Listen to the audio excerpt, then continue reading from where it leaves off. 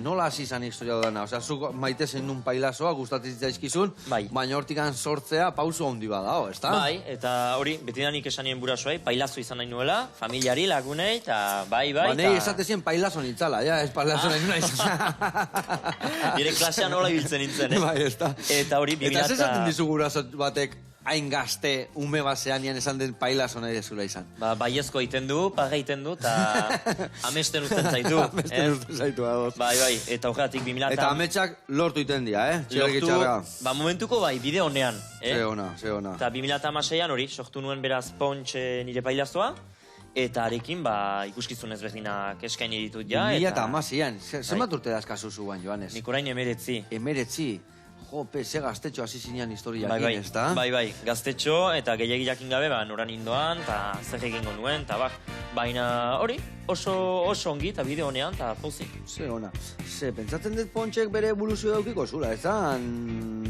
Oain dela 8-10 urteko Pontx oain bezalako izango, aldatuko zan, ez da? Zer baiten? Bai, aldatu inda, onera, eta agian gauza batzuentzat ere txagera, ze bilujikeria gehiago gustatzen zaio, eta hori, Pontx pailazo oso ironikoa da. Jendea zirikatzea gustatzen zaio, beti ere jespetuz, eta humore honez, eta hoi.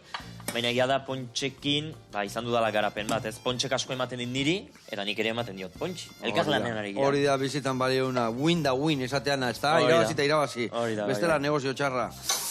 Ondo, eta zuri esan dezulen, bai pailazoak eta asko gustatzen zaizkizula gaztetatikan, baina miresmen hori nola etorri zaizu?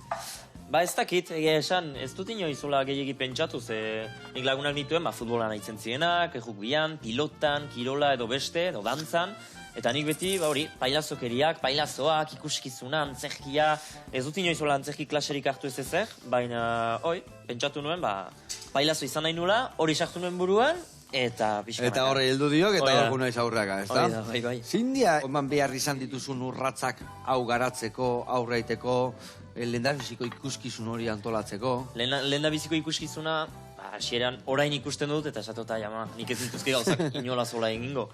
Baina momentuan bertan, egiten duzu, gehiagi jakin gabe zer egingo duzu, nora zoazen. Gure aurrenengo errezetak eta pastelak bezala, Hemen jaio inorrez da egiten jakinda, ez da? Ez. Eta beti inbiar da ikasi eta ikusi eta garatu dena, ez da? Eta horregatik, baina, eta orain bai ikuskizunak, orain azken ikuskizuna aurkeztu nuen 2023ko azaroan, eta hor bai, ikusten dut konparatzeko salto handia egon dela. Disko bat atera dut, ikuskizunak ere beste ajera bat eukidu, publikoak ere beste eskakizun bat dauka, egia da hor beste lan bat egon dela. Eta lehendabiziko ikuskizuna, zenbat urtetxo zen euskan nintzen dunia lehendabiziko ikuskizuna? Kalkuloetan enaiz bat etreba, hola buruz esango nuke 10-11 nituela.